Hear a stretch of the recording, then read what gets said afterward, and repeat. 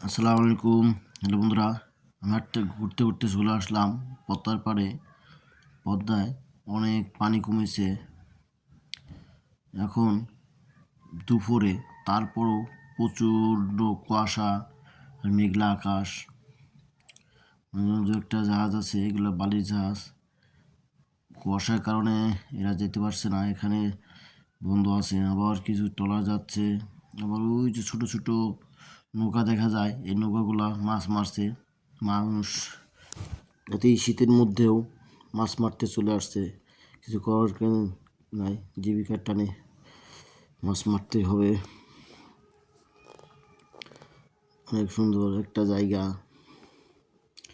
ঘুরতে ঘুরতাম।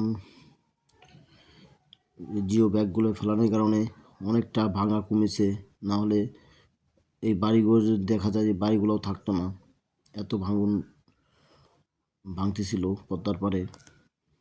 তা অনেক বাড়িঘর ভেঙে গেছে,